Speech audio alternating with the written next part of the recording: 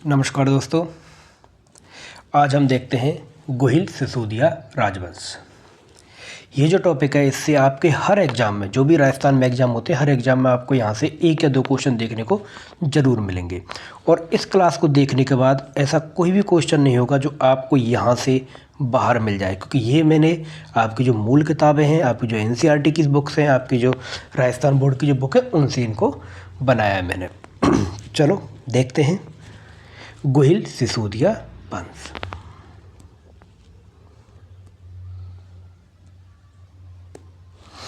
गोहिल सिसोदिया राजवंश, इसकी स्टार्टिंग होती है बप्पा रावल से और हम इसको लास्ट तक देखेंगे। परिचय: यह राजवंश 6वीं शताब्दी से जो हमारा स्वतंत्रता तक ये रहा था। ये विश्व का दीर्घतम राजवंश है, सबसे लंबे समय तक चला था वो। प्राचीन काल में यह क्षेत्र जहाँ पर ये राजवंश था, चित्तौड़गढ़ वाला, इसको मेदपाट या प्रागबाट कहते थे। इस वंश के शासकों को हिंदुओं का सूर्य के नाम से जानते थे। ये क्वेश्चन आ सकता है कि कौन से राजवंश को हिंदुआ सूरज के नाम से जानते थे, तो मेवाड़ राजवंश को, गोहिल सिसोदिया वंश को। उत्पत्ति: अबुल फजल इनका संबंध ईरान के नौशेरवा से जोड़ते, जबकि कर्नल टॉड तथा ओझा सूर्यवंशी राजपूत इनको मानते हैं। अबुल फजल तो कहते हैं कि नौशेरवा, ईरान के नौशेरवा से इनका संबंध था, जबकि टॉड और जो ओझा हैं वो कहते हैं ये सूर्यवंशी राजपूत थे। चलिए आगे बढ़ते हैं। अब इसकी स्थापना के बारे में हम चर्चा कर लेते हैं। इसकी संस्थापक बप्पा रावल थे। बहुत बार पूछा गया है बप्पा रावल के बारे में कि इसके संस्थापक कौन थे। हरित ऋषि की सेवा तथा आशीर्वाद से इन्हें मेवाड़ राज्य प्राप्त होता है। बप्पा रावल है जिनको हरित ऋषि ने क्या दिया था, वरदान दिया था, इनको आशीर्वाद दिया था। और उसके बाद इन्होंने जो मान मौर्य थे उनको हराकर चित्तौड़गढ़ दुर्ग पर अधिकार किया था 734 में। वेरी इंपॉर्टेंट, कब किया था? 734 में। किसके आशीर्वाद से? हरित ऋषि के आशीर्वाद से। किसको हराकर? मान मौर्य को हराकर। ठीक है, चलो। इतिहासकार CV वैद्य इन्हें चार्ल्स मार्टेल की संज्ञा देते हैं। इन्होंने अरब आक्रमण को रोका तथा ईरान पर विजय प्राप्त की थी। इम्पोर्टेंट एक देखिए, ये इम्पोर्टेंट है, आगे जो आएगा वो। इन्होंने अपनी राजधानी नागदा को बनाया था। नागदा को इन्होंने क्या बनाया था? राजधानी बनाया था। कालक्रम के हिसाब से आपको 4 राजधानी दे देंगे, इधर आपको उनके राजा दे देंगे, उनसे आपको मैच करवा लेंगे। कैलाशपुरी में एकलिंग जी का मंदिर बनवाया था। जो एकलिंग जी थे इनके इष्ट देव हैं। जो सिसोदिया वंश है, ये सिसोदिया वंश जो है हमारा गोहिल सिसोदिया वंश, इसके क्या थे? इष्ट देव थे। मतलब एकलिंग जी की सौगंध खाते थे। आपने वो रानी पद्मिनी वाली जो मूवी है उसमें भी देखी होगी, सौगंध एकलिंग जी की वो बोलते हैं। ये स्वयं को एकलिंग जी का दीवान मानकर शासन किया करते थे। ये जो असली राजा था एकलिंग को मानते थे और खुद को उनका दीवान मानते थे। ठीक है। संघर्ष: इसके बाद यहीं तक है बप्पा रावल। उसके बाद आया था अल्लट जो थे वो आए थे। इनके काल में सर्वप्रथम नौकरशाही का गठन हुआ था। ब्यूरोक्रेसी का जिस राजा के उसमें हुआ था वो था अल्लट के में। इनके समय पर आहड़ जो था एक बहुत ही प्रमुख व्यापारिक केंद्र था और इसकी दूसरी राजधानी, पहली नागदा तथा वहाँ की दूसरी राजधानी आहड़ थी। इतना इम्पोर्टेंट है। इसके बाद है रावल रतन सिंह। ये जो है गोहिल जो है उसके बारे में। रावल शाखा का अंतिम शासक था ये। जो रावल शाखा था, बप्पा रावल और उनका ये आखिरी शासक था। अलाउद्दीन खिलजी के आक्रमण के दौरान ऐतिहासिक इसमें शाखा हुआ था तथा रानी पद्मिनी का जौहर भी इसमें हुआ था। ये बहुत है, 1303 में जो युद्ध हुआ था उसके बाद ये सारी घटना हुई थी। इसके बाद जो रावल शाखा है वो यहीं पर समाप्त हो जाती है। इतना ही है इसमें इम्पोर्टेंट, ये नहीं तो बहुत ज़्यादा हो, क्योंकि आगे प्रताप और उदय सिंह होंगे, उनके बारे में बहुत ज़्यादा डिटेल से हमें पढ़ना है। इतना ही, इससे ज़्यादा आएगा भी नहीं। किसी भी एग्जाम में आज तक पूछा गया नहीं पूछेंगे, क्योंकि आपकी किताबों में इतना ही दे रखा है इनके बारे में। राणा हम्बीर 1326 में सिसोदिया शाखा की स्थापना इन्होंने यहाँ पर इस क्षेत्र में सिसोदिया शाखा की स्थापना की थी। चित्तौड़ को पुनः अधिकार कर मेवाड़ के उद्धारक कहलाए थे। चित्तौड़ का इन्होंने चित्तौड़ पर पुनः अधिकार कर लिया था, इसलिए क्या कहलाए थे, मेवाड़ के उद्धारक कहलाए। कीर्ति स्तंभ प्रशस्ति में इन्हें विषम घाटी पंचानन विकट युद्धों में सिंह के समान कहा गया है। इनको क्या कहा गया है, कीर्ति स्तंभ प्रशस्ति में विषम घाटी पंचानन विकट युद्धों में सिंह के समान। वेरी वेरी इंपॉर्टेंट, इसको आप बहुत इंपॉर्टेंट लगा सकते हैं। चलिए, इसके बाद जो इम्पोर्टेंट है वो है राणा क्षेत्र सिंह। थोड़ा सा देखते हैं राणा क्षेत्र सिंह को। जितना हमें इम्पोर्टेंट है, जो आ सकता है या फिर जिस तरह से क्वेश्चन बनते वही देखेंगे। ऐसा नहीं पूरा सब कुछ पढ़ना होता है, एक एक लाइन जो इम्पोर्टेंट है वो पढ़ो। और रिवीजन के लिए तो बेस्ट क्लास है ये आपकी। हम्मीर के बाद राणा क्षेत्र सिंह मेवाड़ के शासक बने। इन्होंने, इम्पोर्टेंट है ये, अजमेर, जहाजपुर, मंडल और 56 को अपने राज्य में मिलाया तथा मालवा की दिलावर खान गौरी को परास्त किया था। बहुत इंपॉर्टेंट है। हम्मीर के बाद क्षेत्र सिंह आए थे। इन्होंने अजमेर को, जहाजपुर को, मंडल को, 56 को चित्तौड़गढ़ में मिला लिया था, अपने शासन में मिला लिया था तथा मालवा के दिलावर खां गौरी, किसको, दिलावर खां गौरी को इन्होंने परास्त किया था। ठीक है, चलिए इसके बाद देखते हैं राणा मौकल, राणा लाखा और उसके बाद राणा मौकल। राणा लाखा 1382 से 1421 तक। इनके काल की जो सबसे इम्पोर्टेंट घटना है वो है जाबर में चांदी तथा सीसा की खानों की खोज। मतलब जाबर जो है वहाँ पर सीसा और चांदी मिले थे, वो बहुत इंपॉर्टेंट। इससे क्या होता है, यहाँ पर बहुत ज़्यादा समृद्धि आई थी, बहुत ज़्यादा पैसा आने लग गया था। उसकी वजह से एक बंजारे ने पिछौला झील का निर्माण भी यहाँ पर करवाया था। ये इंपॉर्टेंट है, काफ़ी बार पूछा गया कि पिछौला झील का निर्माण किसने करवाया था, तो एक बंजारे ने करवाया था। इनके जो पुत्र थे, चूड़ा ने भीष्म प्रतिज्ञा ली थी। क्या ली थी, पिता के विवाह के लिए इन्होंने राज गद्दी त्याग दी थी और बोला था जो इनकी जो दूसरी माँ थी उससे जो बेटा होगा वही राजा बनेगा और मैं कभी भी शादी नहीं करूँगा। ये किसने बोला था, चुंडा ने, जो महाराणा चुंडा थे उन्होंने ये बोला था। चूड़ा ने, चूड़ा की सौगंध खाई थी इन्होंने। इसके बाद आते हैं राणा मौकल, जो कि इनके क्या थे, भाई थे चुंडा के, वो राजा बने थे। चित्तौड़ में समिद्धेश्वर मंदिर का जीर्णोद्धार करवाया था। विद्वान इसमें भट्ट विष्णु योगेश्वर को आश्रय दिया था और झीलवाड़ा अभियान के दौरान चाचा और मीरा द्वारा इनकी क्या हो गई थी, हत्या हो गई थी। चलिए, इतना ही इम्पोर्टेंट है इसमें ये देख लीजिए, जो जाबर में जो चांदी की खान निकली थी, पिछौला झील का निर्माण एक बंजारे ने करवाया था और जो पुत्र का चूड़ा थे उसने भीष्म प्रतिज्ञा ली थी कि विवाह नहीं करने को राजगद्दी त्याग दी थी। उसके बाद इनका जो बेटा था और या फिर भीष्म, वो चूड़ा का भाई मौकल राजा बना था। ठीक है, चलो आगे देखते हैं।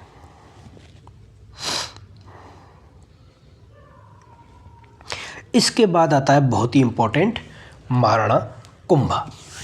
इसके बाद देखते हैं महाराणा कुंभा के बारे में। It's very important. Rana Kumbha को हिंदू सुल्तान तथा संगीत प्रेमी होने के कारण अभिनव भट्टाचार्य कहा जाता है। क्या कहा जाता है, हिंदू सुल्तान और संगीत प्रेमी थे इसलिए इनको क्या कहा जाता है, अभिनव भट्टाचार्य कहा जाता है। कुंभा की जो मृत्यु थी उनके बड़े बेटे उदा ने की थी। पहला एक वो हुआ था केस जिसमें किसी बेटे ने बाप की हत्या की थी। कुंभा ने सिरोही के निकट बसंती दुर्ग, बैराठ के दुर्ग, ब्याबर में तथा आबू में अचलगढ़ दुर्ग बनवाया था। कुंभा ने क्या किया था, सबसे पहले अपने राज को मजबूत किया था, सॉलिड किया था। इसलिए क्या किया था, इन्होंने चारों ओर किले बनवाए थे, क्योंकि किले में आसानी के साथ हम सेना रख सकते हैं, वहाँ से बहुत सारे क्षेत्र को क्या कर सकते हैं, हम उस पर नज़र रख सकते हैं। इसलिए सबसे पहले उसको किले बनवा के और इसने अपने राज्य को सुरक्षित किया था। इसलिए इन्होंने बहुत सारे किले, सिरोही में बसंती दुर्ग बनवाया था, बैराठ के दुर्ग ब्याबर में बनवाए थे और आबू में अचलगढ़ दुर्ग इन्होंने बनवाया था। इनकी उपाधि संगीत मेवासा सुंडा प्रबंध कुंभा द्वारा रचित ग्रंथ थे। बहुत तगड़े विद्वान थे कुंभा। इन्होंने संगीत मेवासा सुंडा प्रबंध और कुंभा द्वारा ये रचित थे। कुंभा के दरबारी साहित्यकार मंडन थे, बहुत इंपॉर्टेंट। कुंभा के दरबारी साहित्य क्या थे? मंडन थे। एकलिंग महात्म्य के लेखक कान्हा व्यास कुंभा के दरबारी थे। एकलिंग जो महात्म्य जो लिखी गई थी कौन? कान्हा व्यास ने, कुंभा के ही दरबारी। तो कुंभा बहुत इम्पोर्टेंट है साहित्य की दृष्टि से। जो राजस्थान में, जो हमारे जो मेवाड़ में, जो राजस्थान में और आज भी राजस्थान का जो कल्चर है उसमें बहुत ज़्यादा इम्पोर्टेंस है कुंभा की, वही चलता आ रहा है आज तक। कुंभा के बाद उदा, और उदा के बाद रायमल मेवाड़ के शासक बने। रायमल की जो पत्नी थी श्रृंगार देवी, उसने घोसुंडी बावड़ी का निर्माण करवाया था। क्या किसका निर्माण करवाया था? घोसुंडी बावड़ी का निर्माण करवाया था। अब देखिए, ये तो हमने सिर्फ कुंभा के बारे में जानकारी भी, कुंभा ने युद्ध भी लड़े थे, उनके बारे में भी देखेंगे हम।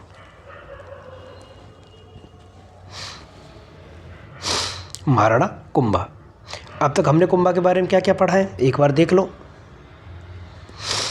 कुंभा को क्या क्या बोलते हैं? हृदय सोताड़ और अभिनव भट्टाचार्य, है ना। इन्होंने बसंती दुर्ग, बैराठ के दुर्ग, ब्यावर में अचलगढ़ दुर्ग बनवाया था। संगीत राज, संगीत में मासा, सुंडा प्रबंध, और ये कुंभा द्वारा रचित थे। कुंभा के दरबारी मंडन थे, दरबारी साहित्यकार मंडन थे, और एकलिंग महत्व के लेखक कान्हा व्यास भी कुंभा के दरबार में ही रहते थे। आगे देखो, इट्स वेरी इंपॉर्टेंट। इन्होंने जो युद्ध लड़े थे उनमें थे 1437 में सारंगपुर का युद्ध। कहाँ का युद्ध? सारंगपुर का युद्ध। कब था ये? 1437 में, 1437 में। मालवा के महमूद खिलजी को हराया था। मालवा के महमूद खिलजी को हराया था। जो बड़े बड़े जो राजा हुए ना, उन्होंने मालवा को तो खूब हराया था, क्योंकि मालवा गुजरात पास में पड़ता था, इसलिए वहाँ पर बहुत इन्होंने हराया था, उसको बंदी बनाया था, और विजय के उपलक्ष्य में विजय स्तंभ का निर्माण इन्होंने करवाया था। इसके बाद चंपानेर की संधि हुई थी। क्या हुआ था? मालवा के खिलजी और गुजरात की संयुक्त सेना ने इन पर आक्रमण किया था मिलके, कि हम, और ये था कि चित्तौड़ को आधा आधा बांट लेंगे। उनके बीच में क्या थी कि हम चित्तौड़ क्या करेंगे? आधा आधा बांट लेंगे और मिलके इसको परास्त करेंगे। लेकिन वो योजना सफल नहीं हो पाई।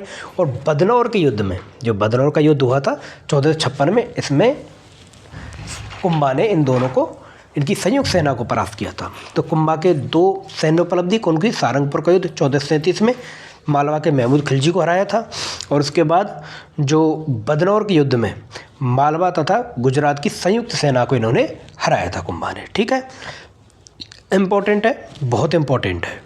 और इसी जो मालवा और गुजरात के जो राजा मिले थे, इसको क्या कहते हैं? चंपानेर की संधि कहा जाता है।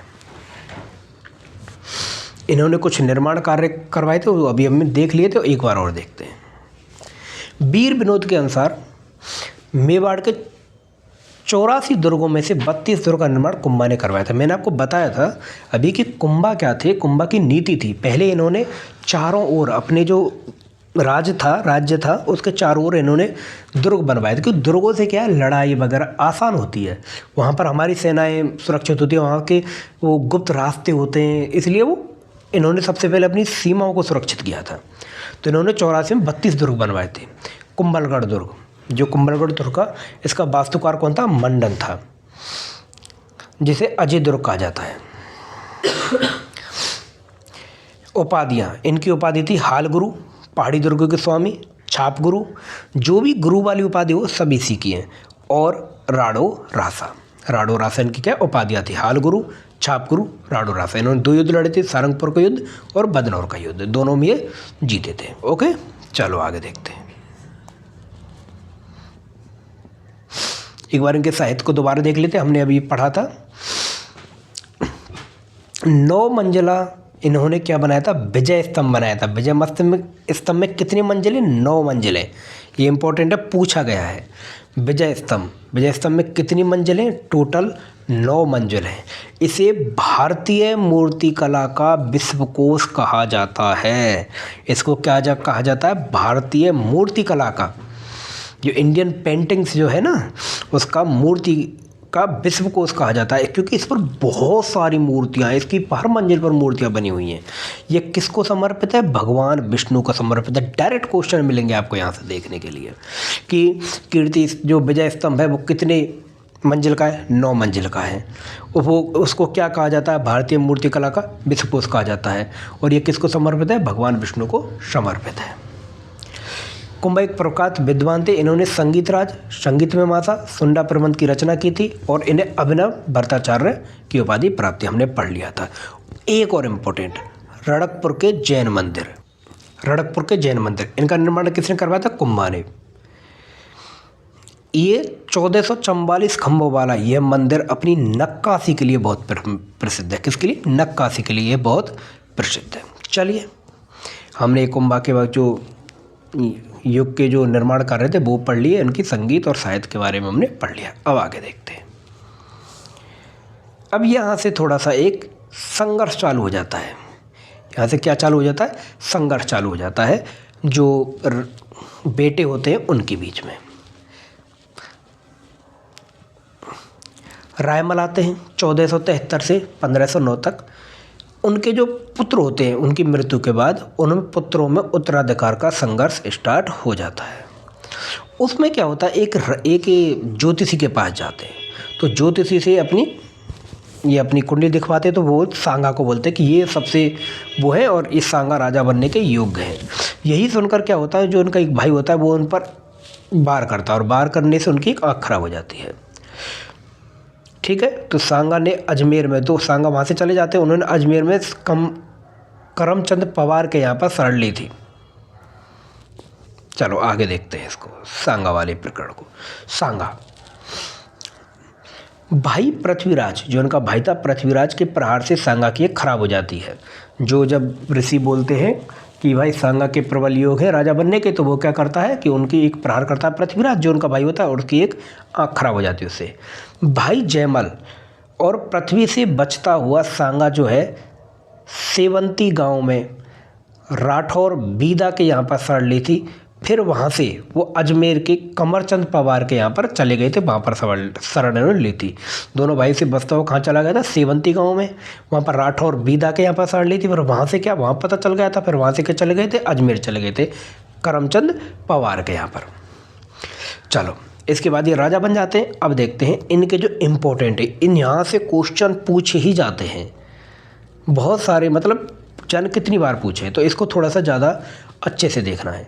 ब्याना का युद्ध 16 फरवरी 1527 को सांगा और बाबर के बीच। कौन जीतता है? हमारे सांगा जीतते हैं। कौन जीतता है? हमारे सांगा जीतते हैं। देखो, ये होता है 16 फरवरी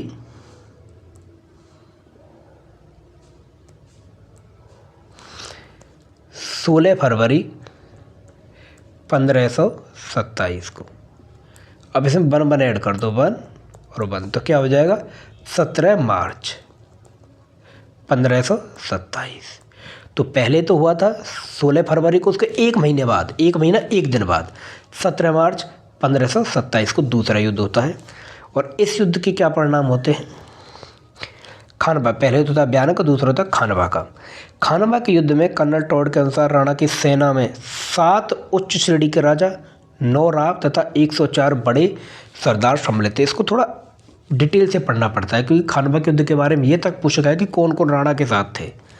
इसमें कौन थे? अफगान सुल्तान महमूद लोदी, हसन खां मेवाती, बहुत इंपॉर्टेंट है, मारवाड़ के राव गंगा के पुत्र मालदेव, राव जैसी के पुत्र कल्याणमल, आमेर का कछवाहा शासक पृथ्वीराज, भारमल, रायमल, बीरमदेव, रायसीन का सलितवर, बागड़ के उदय सिंह, नागौड़ के खानजादा, सिरोही के अखेराज, डूंगरपुर के रावल उदय सिंह, चंदेरी के मेदिन राय, झाला अज्जा, हलवद के झाला अज्जा और गोंडवा के झाला सज्जा, सलम्बुर, ये भी इम्पोर्टेंट है, रावत रतन सिंह, देवलिया के बाघ सिंह और जगनेर के अशोक परमार। ये सभी क्या थे? यहाँ पर राजा, मतलब इनके साथ लड़े थे। ठीक है, इनको थोड़ा देख लेना, क्योंकि काफ़ी बार इनसे क्वेश्चन पूछ लिया गया कि कौन कौन से राजा थे, और आजकल जैसे क्वेश्चन आ रहे हैं तो वो कुछ भी पूछ सकते हैं। तो यहाँ पर लड़ाई हुई थी, बढ़िया युद्ध हुआ था। उसमें क्या था? राणा घायल हो गए थे और वहाँ से आमेर के पृथ्वीराज, जोधपुर के मालदेव और सिरोही के अखेराज की देखरेख में युद्ध क्षेत्र से इनको बाहर ले जाया गया था। और ये बसवा गांव दौसा में ठहरे थे, वहीं पर इनकी क्या हुई थी?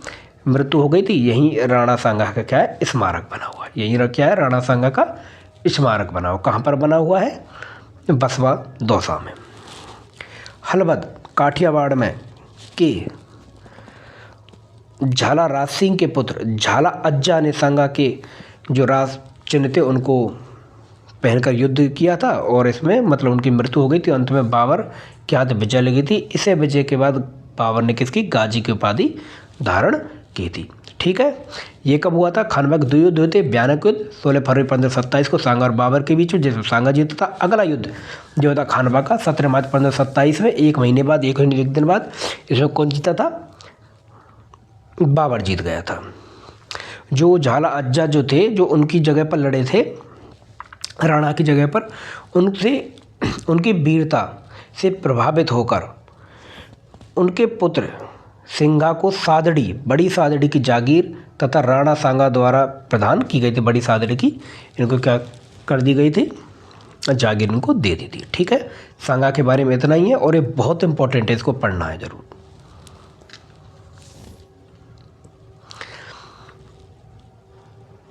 ये तो था अब तक जो हमने पढ़ा था, ये था सांगा का कौन सा अभियान? बाबर के साथ। लेकिन सांगा ने इससे पहले भी अभियान किए थे।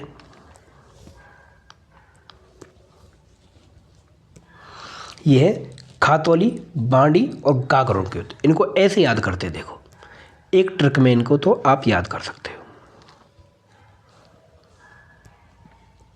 चलो देखो, कब्जी, KBG। कब्जी मतलब खातौली, बी मतलब बांडी और जी मतलब गागरों। कब्जी तो हुए थे 1517 में, 17 में, और ये हुआ था 18 में सॉरी, और ये हुआ था 19 में। तो 3 युद्ध हुए थे, खातौली, बांडी और गागरों। खातौली, पहले ध्यान रखें, खातौली, बांडी और गागरों 3 युद्ध हुए थे। तीनों कहाँ पर होते हैं? इनको कैसे याद करेंगे? कब्जी, के मतलब खातौली, बी मतलब बांडी और जी मतलब गागरों। कब्जी के सबसे पहले 1517 में, बी 1518 में और जी गागरों 1519 में। 1517 के 2 युद्ध खातौली और बांडी के किसके साथ हुए थे? इब्राहिम लोदी के साथ। इनको 2 बार इन्होंने पराजित किया था। किसको? इब्राहिम लोदी को। कितनी बार? 2 बार पराजित किया था। और गागरों का युद्ध मालवा के महमूद खिलजी के साथ, खिलजी द्वितीय को हराया था।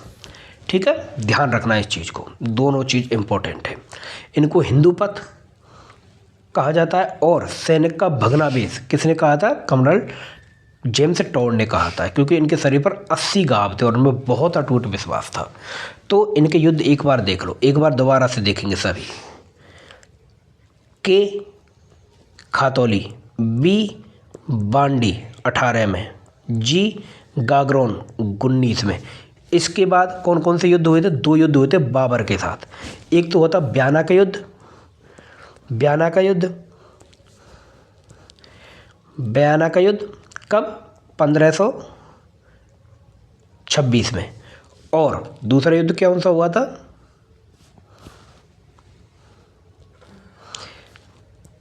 बयाने के युद्ध के बाद एक और युद्ध हुआ था, कहाँ का? खानवा का युद्ध, जो बहुत इंपॉर्टेंट है। खानवा का वो कब हुआ था? 1527 में। और दोनों, सॉरी, ये भी 1527 में हुए थे, दोनों 1527 में। ये फरवरी में हुआ था, ये मार्च में हुआ था। बस इतना इंपॉर्टेंट, इतना फर्क है। ठीक है, तो ये चीज़ आप ध्यान रखेंगे। चलो आगे देखते हैं। इसके बाद जो था शासन बहुत ही डोलने लग गया था। उसके बाद जो राजा आए थे वो इतने इंपॉर्टेंट नहीं। अब हम देखते हैं एक बार तो सर कौन से। उसके बाद विक्रमादित्य राजा बने थे। कौन बने थे? विक्रमादित्य। विक्रमादित्य बहुत ही छोटी उम्र में राजा बने थे। तो इनका जो राजपाट का जो काम था वो उनकी रानी जो थी उस समय कर्मावती थी, वो यहाँ पर संभालती थी। जो उनकी माँ कर्मावती थी वो इसको संभालती थी। तो एक बार क्या हुआ था, गुजरात के शासक जो बहादुर शाह थे उन्होंने क्या किया था, उन पर आक्रमण कर दिया था। क्योंकि देखा था कि यहाँ पर स्थिति डामाडोल है, तो इस पर आक्रमण।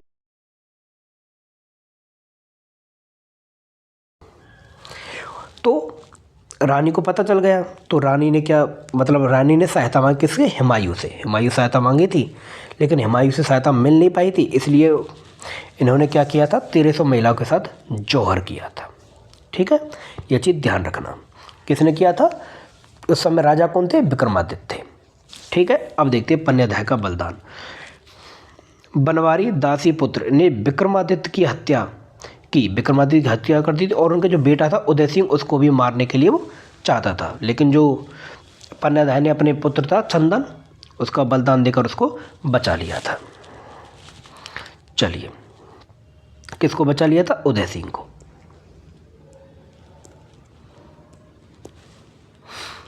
इसके बाद राजा बने उदय सिंह। इनका तिलक कहाँ पर हुआ था? 1537 में कुंभलगढ़ में हुआ था। कुंभलगढ़ को इन्होंने क्या बनाया था? राजधानी बनाया था। हरमाड़ा का युद्ध, उदय सिंह और अजमेर के हाजी और मालदेव की संयुक्त सेना के साथ इनकी, वो दोनों संयुक्त सेना के साथ आए थे, उसके साथ इनका युद्ध हुआ था और इसमें विजय उदय सिंह की हुई थी। हरमाड़ा के युद्ध 1557 में उदय सिंह और अजमेर के हाजी और मालदेव की संयुक्त सेना के साथ हुआ था। 1537 में उनका क्या हुआ था? राज तिलक हुआ था।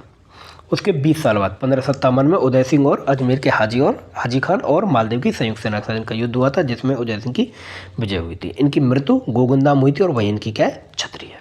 चलो, और अब देखते हैं उदयपुर की स्थापना 1559 ईस्वी में किसने की थी? उदय सिंह, तो महाराणा उदय सिंह ने की थी। गिरवा की पहाड़ियों में, और उदयपुर में अपनी राजधानी किसको बनाया था? उदयपुर को बनाया था। ठीक है, 1559 ईस्वी में, और अपनी राजधानी किसको बनाया था? उदयपुर। पहले कुंभलगढ़, और कुंभलगढ़ के बाद इन्होंने अपनी राजधानी उदयपुर बना ली थी। इनके काल में क्या हुआ था? अकबर का आक्रमण हुआ था।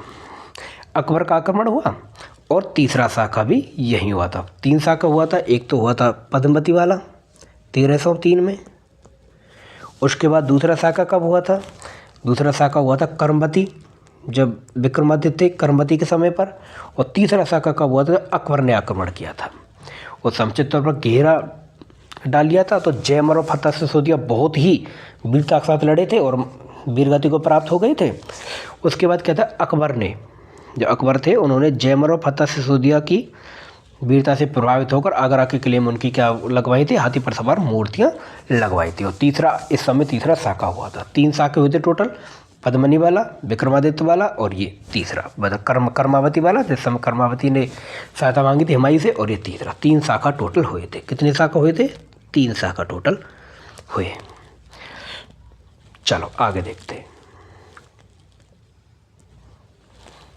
राणा प्रताप, इसके बाद जो है राणा प्रताप आते हैं।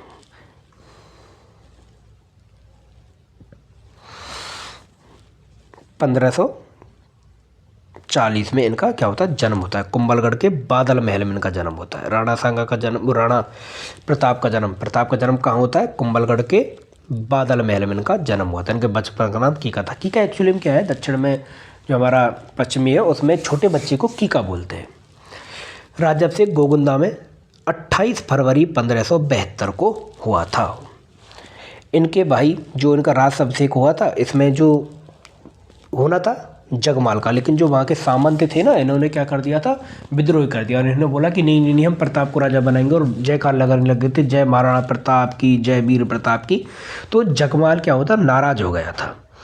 और ये जो इन्होंने, सामंतों ने पहली बार किसी जो राजा था उसको हटाकर सामंतों ने दूसरे को राजा बनाया था। और इसको क्या था? जो राजमहलों की क्रांति के नाम से इसको जाना जाता, राजमहलों की क्रांति कहा गया था। जगमाल से नाराज हो गया था और अकबर के पास चला गया। अकबर ने उसे जहाजपुर और आंधी की जागीर दी। बाद में सिरोही का आधा राज्य भी उसको, जगमाल को दिया था। तो बाद में जगमाल की मृत्यु हो जाती। अब देखते राणा प्रताप और जगमाल, राणा प्रताप और अकबर के बीच का संघर्ष है उसको। और ये क्या है? इम्पोर्टेंट कह सकते हैं आप इसे बहुत। सबसे पहले तो अकबर ने क्या किया था? बातचीत से रास्ता सुलझाने की कोशिश की थी। भाई राणा को वैसे अपने पक्ष में ले लो, क्यों लड़ाई करनी है वैसे ही। तो बातचीत की।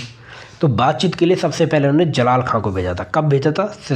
सितंबर नवंबर 1572 में। इसके बाद जब वहाँ से बात नहीं बनी तो मान सिंह को भेजा था जून 1573 में। क्रम भी याद रखना है इनका। उसके बाद भगवान दास को भेजा था 1573 में। उसके बाद सबसे लास्ट भेजा था टोडरमल को 1573 में। एक को 1572 में, बाकी सबको 1573 में। को जून में पार नहीं पड़ी, फिर सितंबर को पार नहीं पड़ी, तो नवंबर छोड़ के दिसंबर भेज दिया। ठीक है, ये बात ध्यान रखना। किसने? जलाल, मान, भगवंत और टोडरमल। ठीक है, इसकी एक छोटी सी ट्रिक भी है, वो है जमा भटो।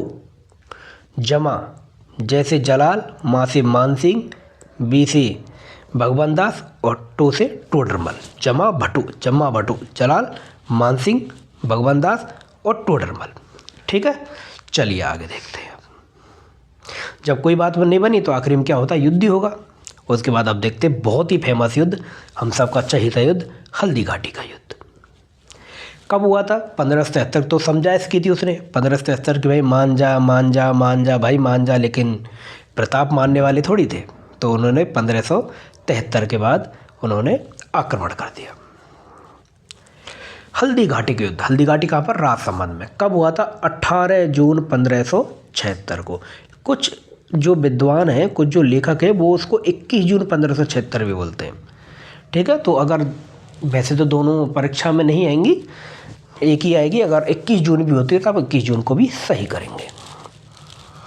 मार्च 1576 में अकबर जी थे, वो अजमेर आ गए थे। दरगाह पर वो आते ही रहते थे, अजमेर आ गए थे। अजमेर अकबर की ओर से कौन था? हम सबका चहेता तो नहीं कहेंगे उसे, कुंवर मान सिंह कछवा जो थे सेनापति थे। और प्रताप की ओर से कौन था? पठान हाकिम खां सेनापति थे। अकबर की ओर से कौन थे? कुंवर मान सिंह। और प्रताप की ओर से पठान हाकिम खां सेनापति थे।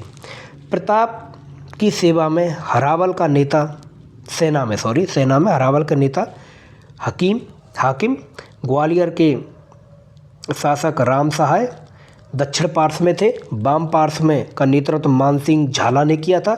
और चंद्रावल जो था, उसका जो हिस्सा था, उसका नेता किसने किया था? उसका जो पनराव का पुंजा ने।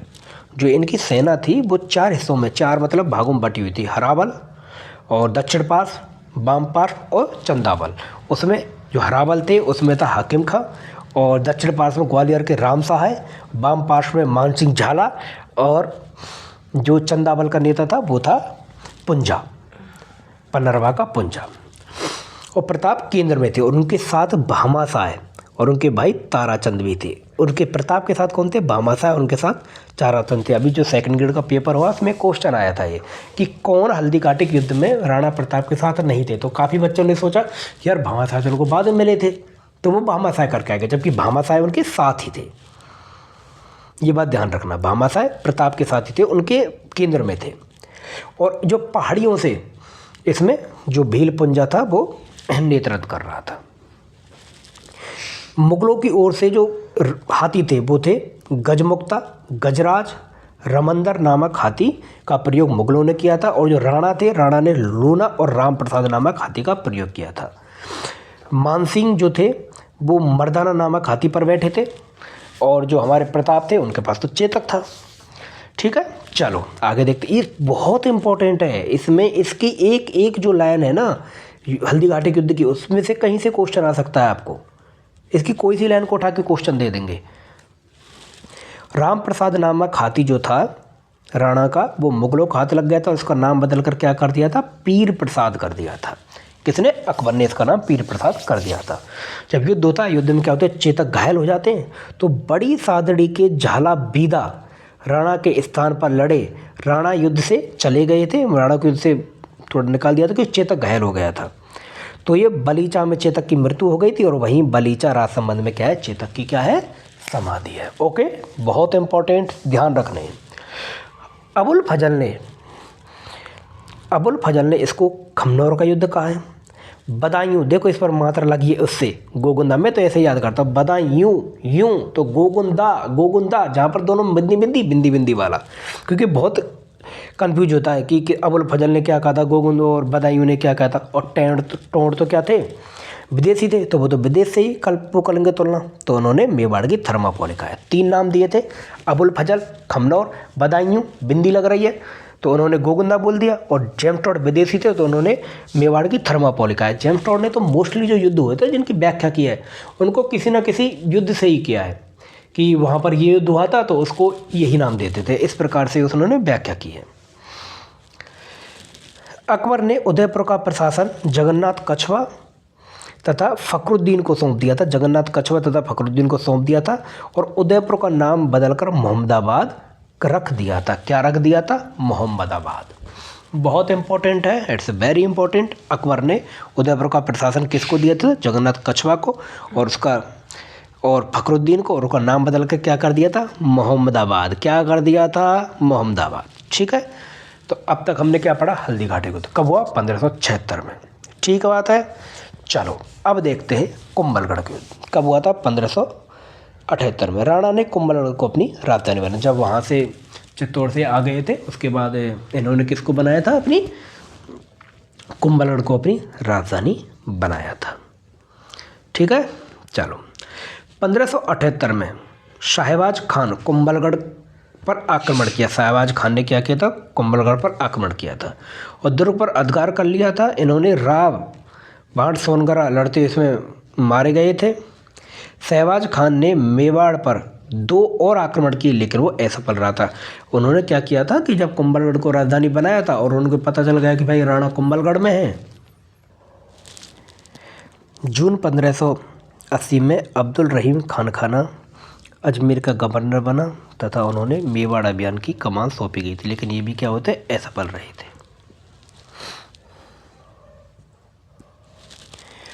इसके बाद 1580 में चूलिया ग्राम में राणा को भामाशाह से इनकी भेंट हुई थी। तो भामाशाह ने क्या की थी? अपनी जो सारी संपत्ति थी जो इनको दान कर दी थी। किसको दान करती थी? राणा को। इसलिए भामाशाह को दानवीर और मेवाड़ का उद्धारक कहा जाता है। ठीक है, अब देखते हैं दूसरा इम्पोर्टेंट, क्या नाम है उसका? दिवेर का युद्ध। हमने अब तक देखे कौन कौन से? हल्दी घाटी, उसके बाद दिवेर देखते हैं। दिवेर का अक्टूबर 1582 में। दिवेर का सूबेदार अकबर का काका सुल्तान खां था और अमर सिंह जो थे उनके बेटे थे राणा के, और सुल्तान खान के बीच में भीषण युद्ध हुआ था। उसमें अमर सिंह ने ऐसे भाले से प्रहार किया था कि वो सुल्तान खान और उसके जो घोड़ा था उन दोनों में से आर पार निकल गया था। कर्नल टॉड ने इसे प्रताप के गौरव का प्रतीक तथा मेवाड़ का मैराथन कहा है। देखो फिर से क्या आया? इंग्लिश शब्द आया मैराथन। मैराथन किसने बोला? इंग्लिश शब्द आया, किसने बोला? प्रताप ने। क्या? प्रताप का गौरव। और मैराथन किसने बोला? टॉड ने। जहाँ इंग्लिश शब्द आया टॉड लगा दो। ठीक है, तो मैराथन किसने? टॉड ने। ठीक बात है। चलो, प्रताप के विरुद्ध अंतिम मुगल अभियान 1584-85 में आमेर के जगन्नाथ कछवा के नेतृत्व में हुआ था। उसके बाद कुछ नहीं हुआ था। उसके बाद उसको शांति काल कहते हैं। 1585 में अपनी राजधानी चामंड को बनाया था। चामुंड, और यहीं इनकी मृत्यु हो गई थी चाप पर पृथ्वी चढ़ाते हुए। 1597 में जो इसको शांति काल कहते हैं, जो 12 साल का जो एज है इसको शांति काल कहते हैं। 57 वर्ष की आयु में इनका मृत्यु हो गई थी। इनका अंतिम संस्कार चामंड में हुआ था, बांडोली गांव के निकट हुआ था। यह इनकी छोटी सी छतरी और 8 खंभों की छतरी बनी है, ये जो इनका स्मारक है। ठीक है, 2 युद्ध आप रखना, हल्दी घाटी का युद्ध याद रखना, और क्या रखना? दूसरा दिवेर का युद्ध। ठीक है चलो, दिवेर के युद्ध को क्या कहा गया है? मेवाड़ का मैराथन कहा है। चलिए आगे चलते हैं। इसके बाद जो राजा बनते हैं अमर सिंह।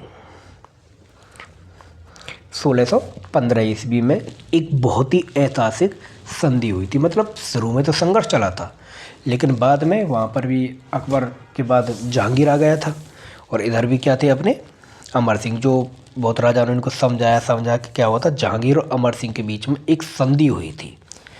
कब हुई थी? 5 फरवरी 1615 को। कब हुई थी? 5 फरवरी 1615 को, जिसको बहुत बड़ी संधि कहा जाता है। मतलब इसका उसमें राज प्रशस्ति में वो पूरी संधि डिटेल से लिखी हुई है। संधि की प्रमुख बातें क्या थी?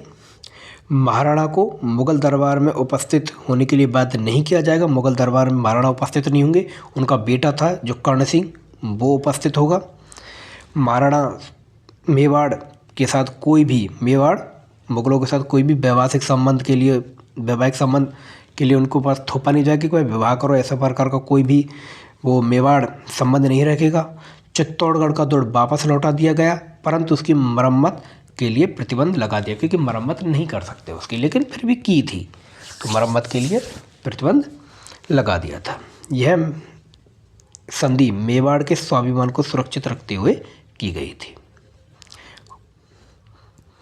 इसके बाद कौन थे?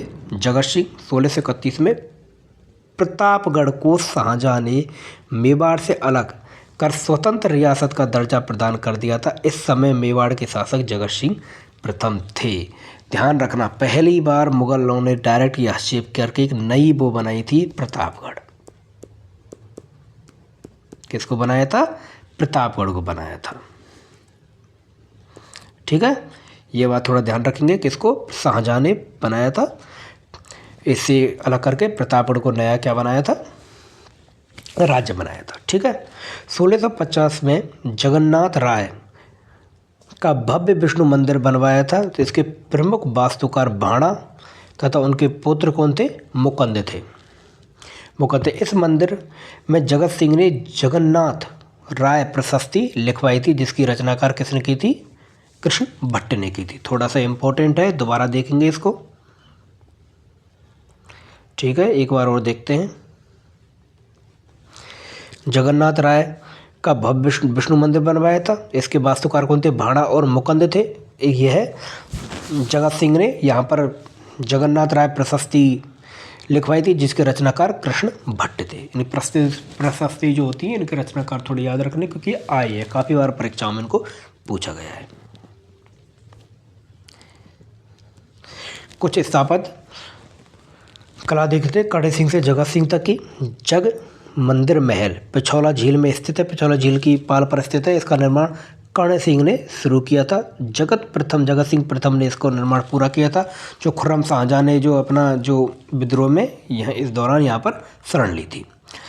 जगदीश मंदिर 1651 में जगत सिंह प्रथम द्वारा निर्मित हुआ था। पंचायतन शैली का विष्णु मंदिर है। इसे सपनों में बना मंदिर भी कहा जाता है। इसके पास वास्तुकार जो हमने अभी पढ़ा था, भाणा और मुकुंद ने, कृष्ण भट्ट द्वारा रचित जगन्नाथ प्रशस्ति यही है। जगन्नाथ प्रशस्ति के रचयिता कौन थे? कृष्ण भट्ट थे। ठीक है, आगे देखते हैं। दानवीरता। जगत सिंह अपनी दानशीलता के लिए प्रसिद्ध थे। बड़े वैदिक यज्ञों में बराबर दान करते थे। ये दोनों इंपॉर्टेंट है, दानशीलता तो ज़्यादा इंपॉर्टेंट नहीं। ये जगमंदिर महल और जगदीश मंदिर दोनों इंपॉर्टेंट है, दोनों बहुत इंपॉर्टेंट है, इनको ध्यान रखना है। ये भी ध्यान रखना, कौन शैली में बना है? पंचायतन शैली में। कौन शैली में बना है? पंचायतन शैली में। ठीक है, चलो आगे देखते हैं। इसके बाद आते हैं राज सिंह। इंपॉर्टेंट, राज सिंह प्रथम। इस समय जो राज सिंह थे, उन्होंने टीका दौड़ उत्सव मनाया था। टीका दौड़ उत्सव में क्या होता है कि आसपास के राजा आते हैं, तो इन्होंने स्ट्रेटेजी बनाने के लिए कि युद्ध की स्ट्रेटेजी और सभी को अपनी उसमें मिलाने के लिए टीका दौड़ के थी। राजा आए थे तो उनसे बातचीत करने के लिए। औरंगजेब ने राणा को, जब औरंगजेब राजा बने थे, उसके बाद इन्होंने राणा को क्या 6000 जात और 6000 सवार का मनसब बना दिया था। और इनको बदनौर, मांडलगढ़, ग्यासपुर, डूंगरपुर, बांसवाड़ा के परगने इनके अधिकार क्षेत्र में दे दिए थे। कौन कौन से? बदनौर, मांडलगढ़, गयासपुर, डूंगरपुर, बांसवाड़ा। ठीक है, BBMGD। ठीक है, ध्यान रखना कौन कौन से? बदनौर, मांडलगढ़, ग्यासपुर, डूंगरपुर और बांसवाड़ा के परगने इनको दे दिए थे।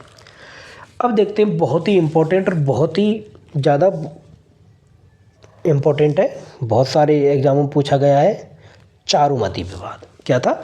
चारुमती विवाद। चारुमती कौन थी? वो किशनगढ़ के मान सिंह की बहन थी। किसके? किशनगढ़ के मान सिंह की। ध्यान रखना, किसकी बहन थी? किशनगढ़ के मान सिंह से। औरंगजेब शादी करना इनसे चाहता था, लेकिन चारुमती उससे शादी करना नहीं चाहती थी। तो चारुमती ने राज सिंह को पत्र लिखा कि मुझसे विवाह कीजिए और मेरी रक्षा कीजिए। तो राज सिंह ने उससे शादी कर ली थी। इससे क्या हुआ था? दोबारा से जो चित्तौड़ में और मुगलों में क्या हो गया था? दोबारा से बैमन स्थापित हो गया था, मतलब दुश्मनी चालू हो गई थी। राज सिंह ने औरंगजेब के विद्रोही मारवाड़ के अजीत सिंह तथा दुर्गादास राठौर को भी शरण दी थी। पहला काम तो चारुमती विवाह कर लिया था, दूसरा इन्होंने और क्या? अजीत सिंह, मारवाड़ के अजीत सिंह से और दुर्गादास राठौर से क्या कर लिया था? विद्रोह, इनको शरण दी थी। ठीक बात है ना। चलो आगे देखते हैं। अब इन्होंने क्या क्या बनवाया था? राज सिंह के निर्माण कार्य भी बहुत इंपॉर्टेंट है। इन्होंने गोमती नदी पर अकाल राहत हेतु राजसमंद झील का निर्माण करवाया था। किस राजसमंद झील का निर्माण किसने करवाया था? राज सिंह ने। कहाँ पर? गोमती नदी पर।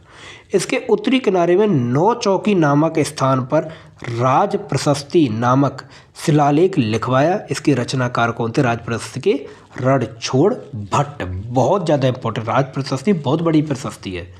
यह 25 काले संगमरमर के शिलालेखों से बनी हुई है, इसलिए ये विश्व की सबसे बड़ी क्या है? प्रशस्ति है।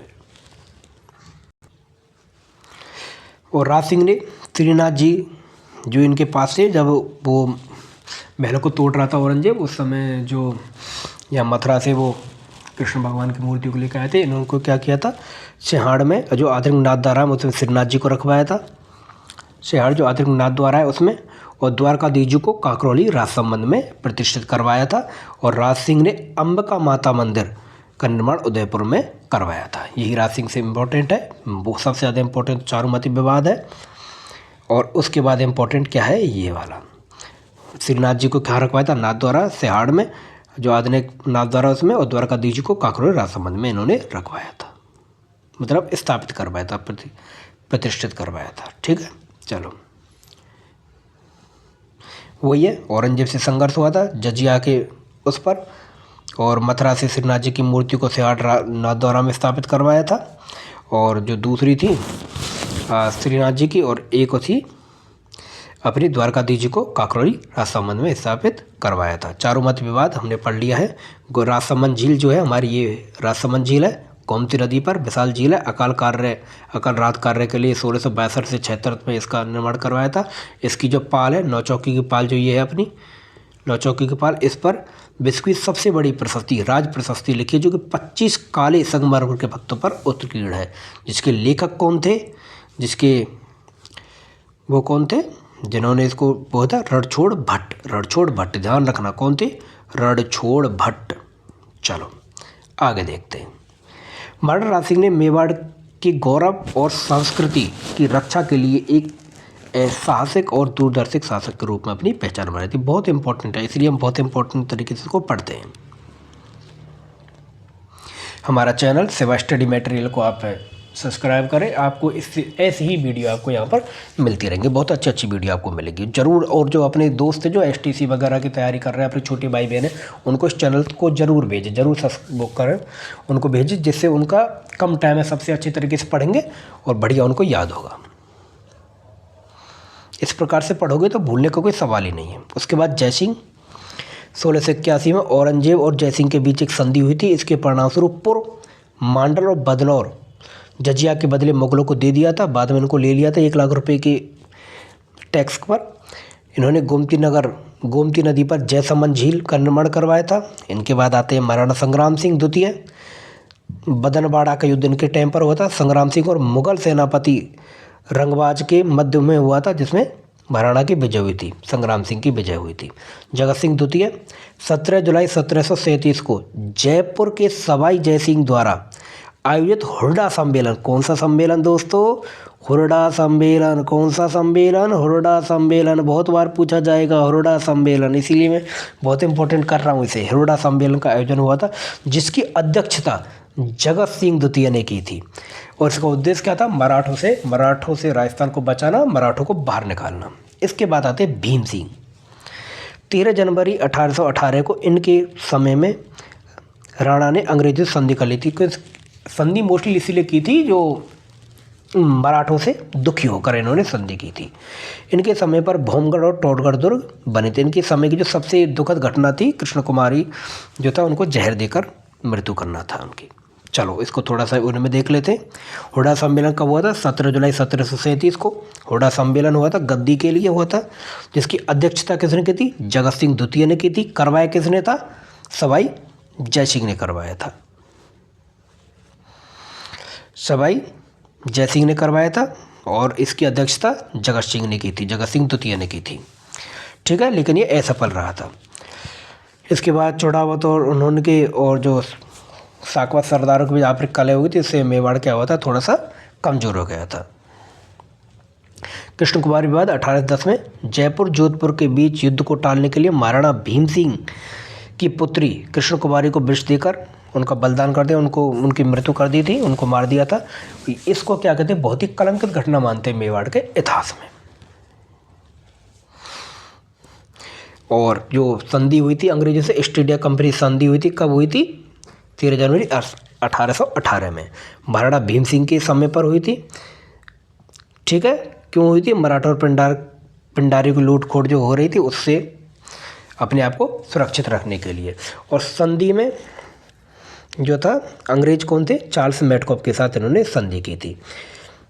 कर्नल जेम्स टोड, इन्हें उदयपुर का पहला पॉलिटिकल एजेंट नियुक्त किया गया था, जिन्होंने मेवाड़ के प्रशासन को पूरी तरह देखा था। ठीक है, तो ये हमारा पूरा गोहिल सिसोदिया वंश 1818 तक है।